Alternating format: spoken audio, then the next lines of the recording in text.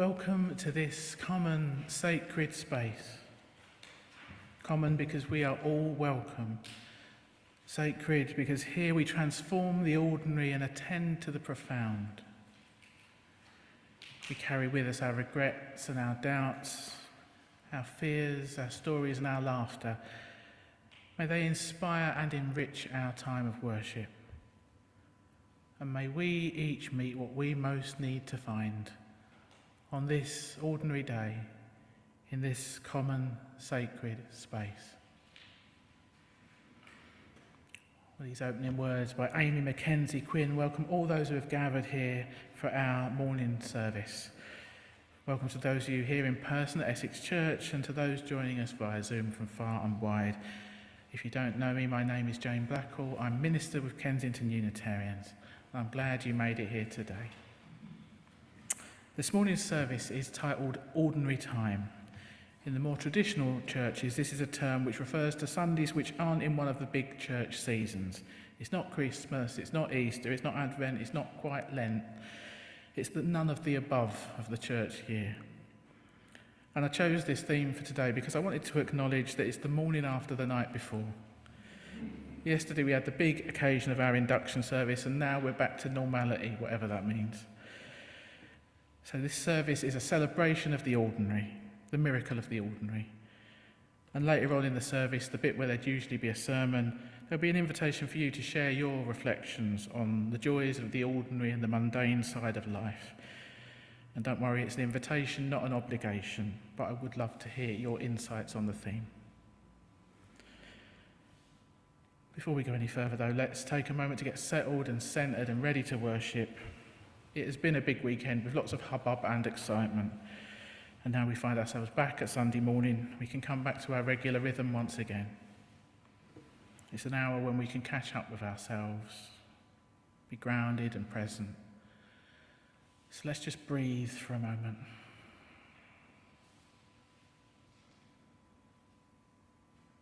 Be here now in this beloved community as we attend to what matters most in life. And let's light our chalice flame as we do each time we gather. It's a simple ritual that connects us with Unitarians and Unitarian Universalists the world over, and which reminds us of the proudly progressive religious tradition of which this gathering is part.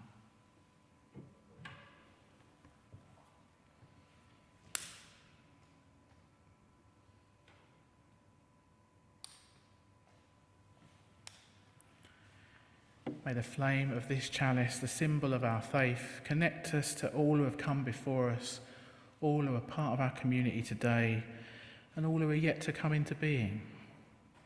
May it serve as a reminder of our unity, our connection across all time and all space. Time to sing. Our first hymn today is a lovely old-fashioned one, number 146 in the Green Hymn Books, True Simplicity. For those joining via Zoom, the words will be on screen as usual. Feel free to stand or sit as you prefer and sing up as best you can.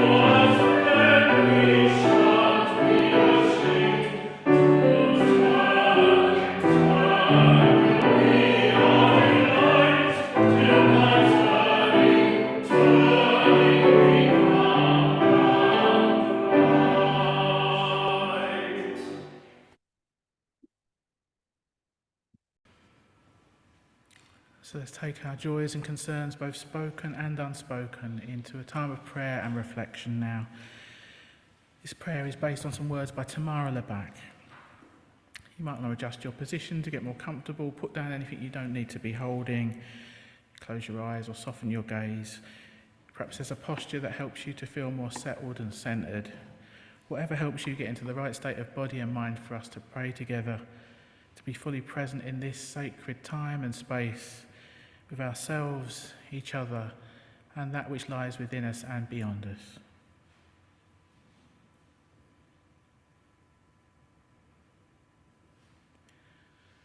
Spirit of life, God of all love, in whom we live and move and have our being, we turn our attention to you, the light within and without, as we tune into the depths of this life and the greater wisdom to which and through which we are all intimately connected. Be with us now as we allow ourselves to drop into the silence and the stillness at the very centre of our being. We gather this day to be reminded of the sacred in the ordinary. Holy moments of waking again to a fresh new day. The feel of the earth under our feet, the sun and the breeze on our skin, the joy of being welcomed by our fellow travellers and the warmth of this gathered community. Help us this day to be fully present in our living, awake to each breath, attentive to possibility.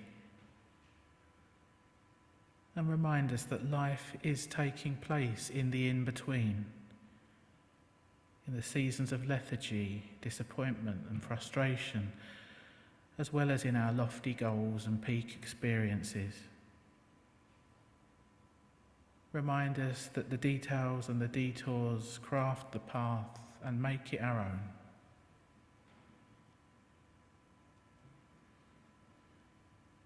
Help us to remember that we did not make this day,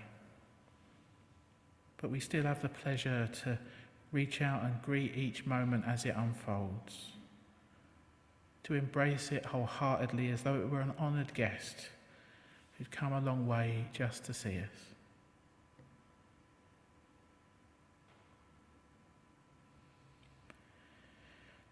In our company this morning and every time we gather, there will be those among our number who are suffering in body, mind or spirit. And we know all too well that there is hardship and struggle and injustice the world over. So let us spend a few moments directing our prayers of loving kindness to all those who suffer this day.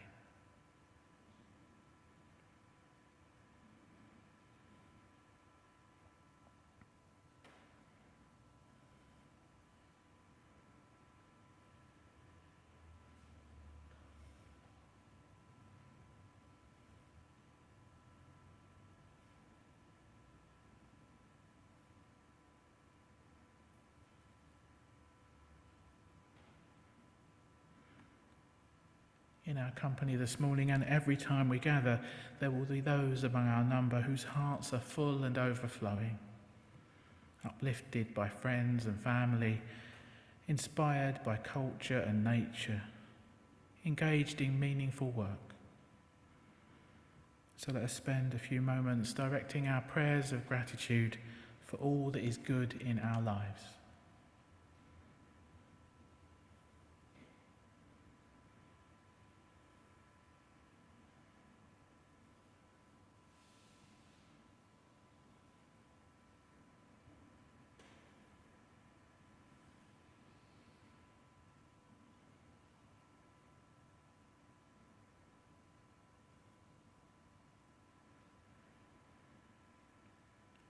In our company this morning and every time we gather, there will be those among our number who are just getting by as best they can, stumbling through life's ups and downs and seeking to discern the next step forward. So let us spend a few moments asking for what we most need to face all that life might bring our way.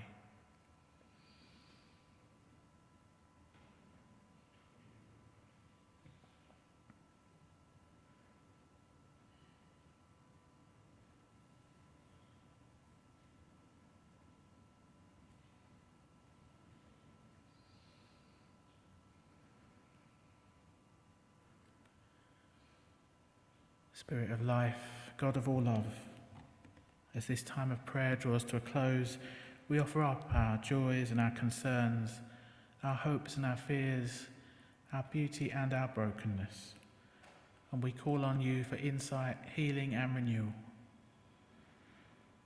And as we look forward now to the coming week, help us to live well each day and be our best selves, using our unique gifts in the service of love, justice and peace.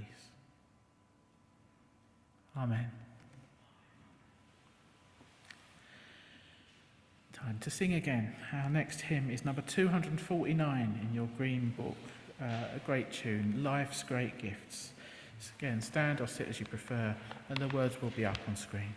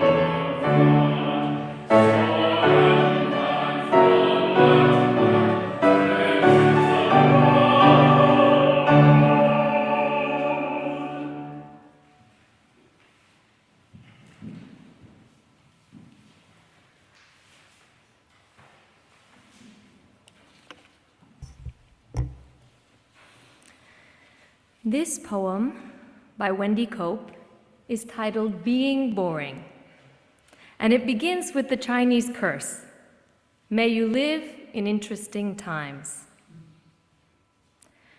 If you ask me what's new, I have nothing to say, except that the garden is growing. I had a slight cold, but it's better today.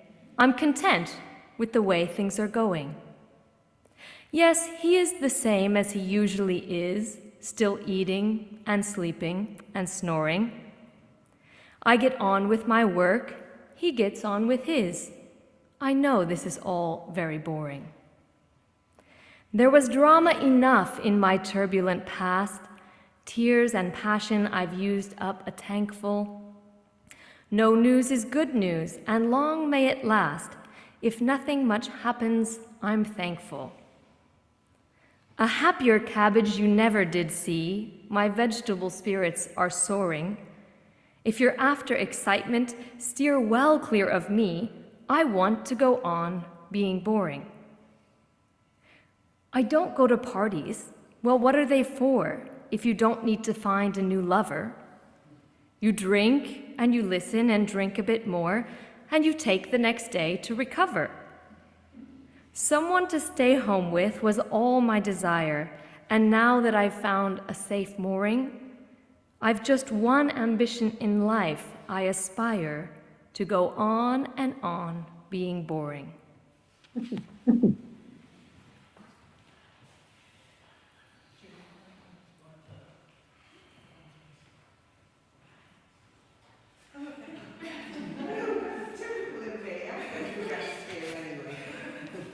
It's just ordinary life, Juliet. This poem, A Quiet Life by Baron Wormser, is actually printed on the insert to the order of service for those of you in the church. A Quiet Life by Baron Wormser. What a person desires in life is a properly boiled egg. This isn't as easy as it seems. There must be gas and a stove. The gas requires pipelines, mastodon drills, banks that dispense the lozenge of capital. There must be a pot, the product of mines and furnaces and factories, of dim early mornings and night owl shifts, of women in kerchiefs and men with sweat-soaked hair. Then water. The stuff of clouds and skies, and God knows what causes it to happen. There seems always to be too much or too little of it, and more pipelines, meters, pumping stations, towers, tanks. And salt, a miracle of the first order, the ace in any argument for God. Only God could have imagined from nothingness the pang of salt. Political peace too. It should be quiet when one eats an egg. No political hoodlums knocking down doors, no lieutenants who are ticked off at their scheming girlfriends and take it out on you. No dictators posing as tribunes. It should be quiet. So quiet you can hear the chicken, a creature usually mocked as a type of fool, a cluck chained to the chore of her body. Listen, she is there, pecking at a bit of grain that came from nowhere.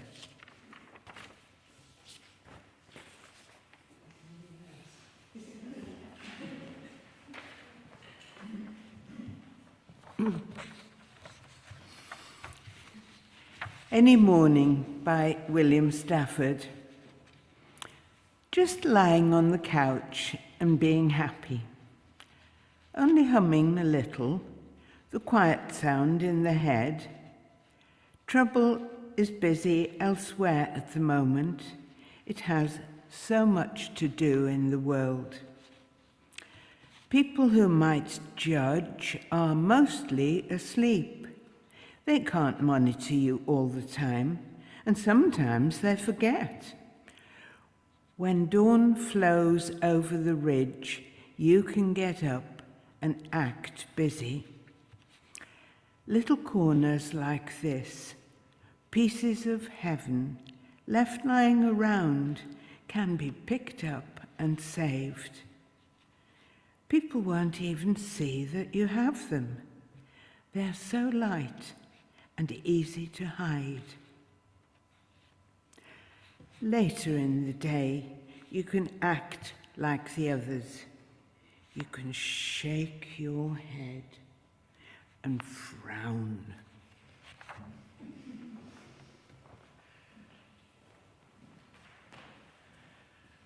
Thank you, Juliet and Brian and Hannah. I could listen to those sort of poems all day. I could feel all the stress draining out of my body. So we're moving now into a time of meditation. I'm going to just share a very short quote from the Tao Te Ching for you to ponder. And that quote will take us into 3 minutes of silence, which will end with the sound of a bell. And then we're going to hear some meditative music from Holly and Andrew. So again, let's get comfortable. You might want to get your feet flat on the floor. You might want to close your eyes. And as I always say, these words, they're an offering. Feel free to use this time to meditate in your own way.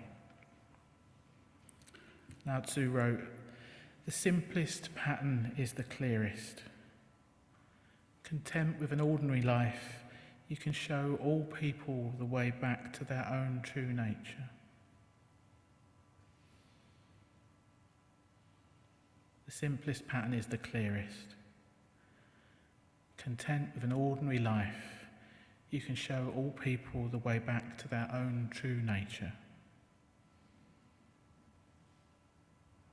So let's take those words from the Tao Te Ching into our time of silence now.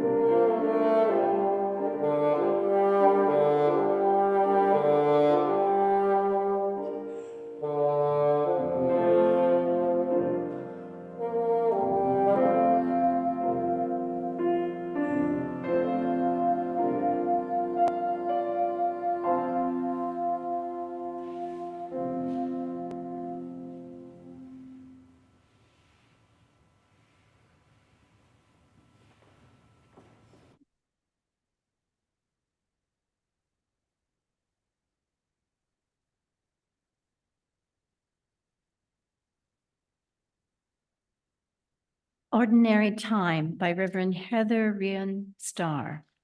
No, it's Ryan or Ryan, not sure. Couldn't find that. It has been a long, full, amazing, intense year of celebrations and events in our lives this past year. We got married, went on our honeymoon, left our jobs, had a baby, moved across the country, started a new job, unpacked, celebrated winter holidays, and my partner, Kathy, got ordained. Phew. We are thrilled to now be entering what we'd like to call the year of uneventfulness. I also like to think of these days we are settling into as ordinary time. And I love this term. I've been mulling it over for the past week. A friend asked me the other day about life with baby. She asked, does it feel like the time is just flying by? My first response was still to recall the first 4 months, during which I sometimes had days that felt interminable, far from flying by. I remember clearly the days when Robin would only fall asleep during the daytime in my lap, so I just sit in the blue cushioned rocker by the window for hours and hours. I tried not to count the hours because I do believe that a watched pot never boils. And counting the hours until Kathy would get home from work only made the day seem longer. Anyway, those days did not fly by. But now that Robin is 7.5 months, yes, it's starting to fly by. And I appreciate the question because it made me realize that, yes, I'd be quite happy to freeze frame for a while what our lives are like right now. It feels, dare I say, like we sort of know what we're doing, the three of us, like we all recognize each other and sort of know how to handle each other. Robin is consistently sitting happily and stably by herself and now regularly enjoys playing by herself with something simple like a string or single toy, sometimes for as long as 15 or 20 minutes, studying it, mouthing it, passing it from hand to hand, and so on. I call that working on her project. Who knows what she's already picked up from her mamas? We like to work on our projects too. And we certainly have no shortage of projects. Does anyone these days? But there is something so absolutely calming about realizing that these are all just the ordinary projects of life. We have lots to do: laundry, dishes, cleaning up, cooking, prep work for upcoming events and trips, appointments and errands, forms and bills, taxes, and still more unpacking and sorting. But finally, it is ordinary time. These are the tasks of living. We are so lucky to have all that we have, the components of our lives that we could so easily take for granted. Each other, our lively kid, 2 cantankerous cats, and a home we like in a neighborhood we love, our health, meaningful work, supported families, our eclectic and ever-growing communities of friends. Ordinary time means appreciating what is, appreciating all this ordinary extraordinariness. Well, taxes are due, Lent is nearly upon us, spring is on the way. These are all significant dates on the calendar. Your own calendar may have lots of other important dates on it. And at the same time, what I wish for all of us are more uneventful, ordinary days. Days that end with a deep breath of gratitude. Days that end with a sense of simple satisfaction. Life is an ongoing list of things to do, for sure. But as the saying goes, life is what happens to us while we're busy making other plans. May we all savor the life that happens on our ordinary days.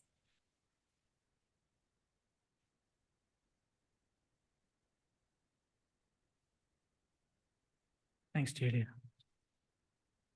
So we've got about 8 to 10 minutes now to share our own brief reflections and experiences of ordinary time. I invite anyone who wants to come up to the mic. Actually, come up to this mic. This is a better mic. And we'll do it like joys and concerns, except we're going to mix and mingle in person and online. Anyone can chip in, whether you're at home or in the building, whenever you'd like. Just unmute and speak up if you're at home, or come up to the lectern if you're here.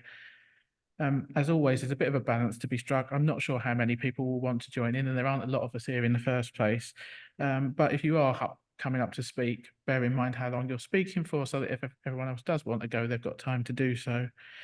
Just to let you know, by default, this will stay in the recording of the service. So if you want to join in but not be on YouTube, let me know and I'll edit you out this afternoon. And as with everything, it's an invitation and not an obligation. So anything you want to share, tangents are welcome, as I often say, in relation to the pleasures of the ordinary.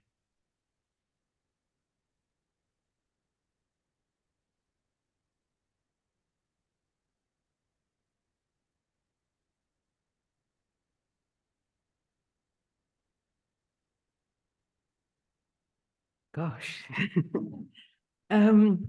I live on my own and I spend a lot of time in my kitchen, particularly at the moment because it's the one really warm room.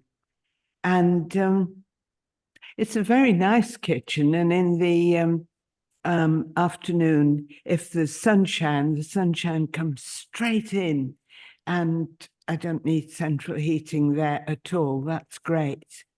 But ordinary time, well, it has a lot to do with the radio, actually, and not just one radio, but two radios.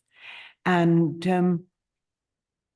my little radio, which is the digital one, that's tuned either to Radio 4, which is what I listen to a lot of the Today program on, or it could be Radio 3, which is classical music, and it can be quite challenging. So the other side of the room, it's a ghetto blaster, really. My middle daughter gave it to me because she's a bit more sophisticated now. It's pretty good because it will play CDs, so I can select what I want, or that's permanently tuned to classic FM. And well, classic FM, as far as I can tell, is just meant to be sort of charming and soothing, and occasionally one person or another who's doing the presenting will be a bit more challenging or talk about the music they've selected. But by the afternoon, let's say, if I don't want to do anything very much, or I could even be using the computer if I've got a task to do, but otherwise I might just be reading or even knitting, and I will have classic FM on then, because although it's wonderful music, you can just let it flow over you. And just sometimes I just think to myself, I am really happy. And that's a very good ordinary time.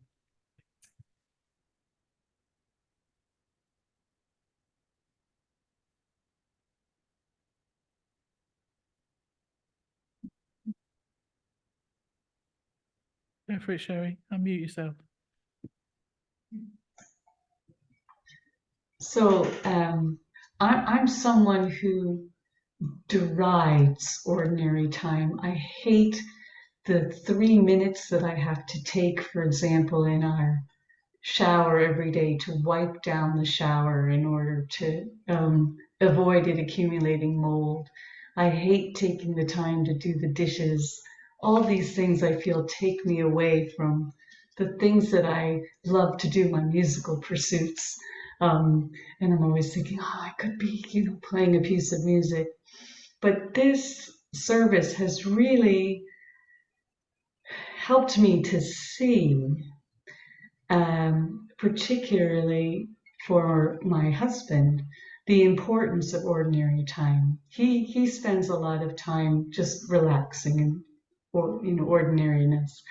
And I'm also often thinking, how can you spend all that time, just kind of sitting around, doing all the ordinary tasks that I don't want to do?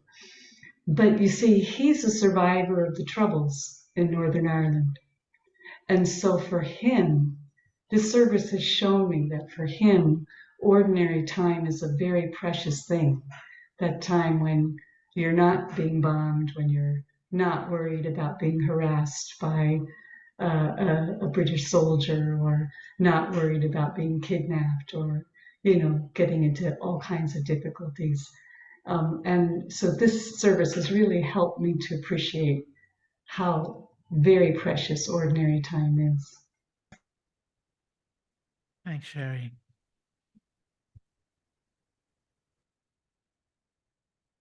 So when Jane asked me to read the Being Boring poem, I thought, well, this is me. This poem is me. And I don't know if Jane had planned it that way or not, but it felt very familiar to me.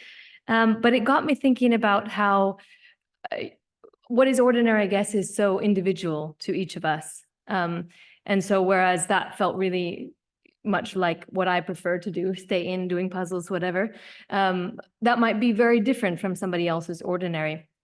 And then I was watching a film and I saw this moment where these two grown sisters, they stopped into their mother's house for dinner it was lunch. They stopped in at their mother's house for lunch during the week. And I thought, how extraordinary, because I live so far from my family. The idea of popping in for a lunch or just having an ordinary lunch with your family is so strange to me. But that is probably very ordinary for many people. So I think that, it's made me think about this. And I think perhaps we should all consider a little bit more about what is ordinary for others, because we have a tendency to kind of, extend our own ideas of what's ordinary. And other people might be going through something very different. Those are my ponderings. Thank you, Hannah.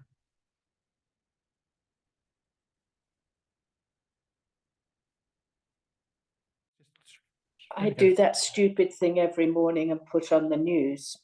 So I came to this service this morning quite stressed and unhappy. And the poems and the readings have sort of relaxed me. And then I looked up into our courtyard where David is sweeping up the leaves once again. It's pretty pointless, mundane job. But the sight of that yellow brush going backwards and forwards and the leaves accumulating added to the pleasure I'd had in the readings and filled me with absolute joy. And that is wonderful. Thanks so much, Patricia.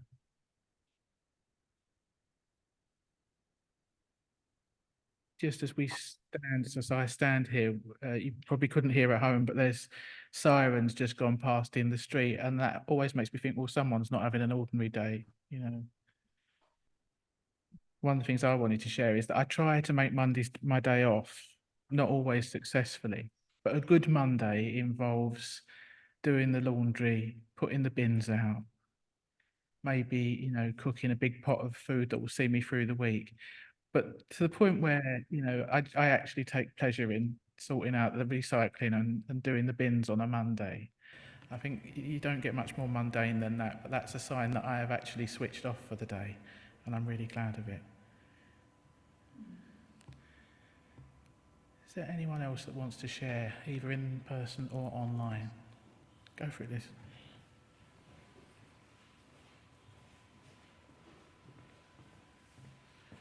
I've just got a new cat, so I'm getting used again to having a pet, and the fact I don't need an alarm clock anymore, because my cat will start meowing at 7:30 in the morning, even though she knows she gets fed at 8. So, and I don't need the snooze button, because if I ignore her, she'll stop for a minute, and then 10 minutes later she'll start up again. And I say, but having said that, it's just nice. I've forgotten the pleasure just of having a cat that you can stroke and that you can watch playing with her ball or just sitting on the thing and just looking at her and thinking how pretty she is. And I've forgotten just how calming and how relaxing it is to have a pet again. Thanks, Liz.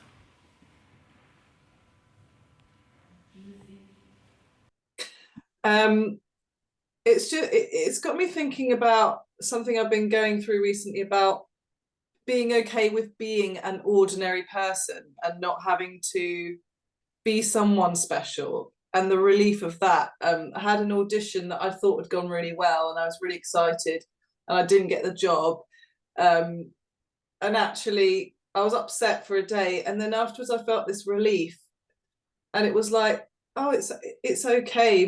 It's just a reminder that your value isn't in who you are, and it's perfectly valid to be someone ordinary and just go about your mundane life, and and then go back into the ether, and no one needs to remember you. It's sort of the opposite of Cleopatra. You don't have to be someone that time remembers. It's perfectly valid to just be and not be someone, and that's very relaxing to me to remember that. Thanks, Lucy. Is there anybody else before we wrap it up?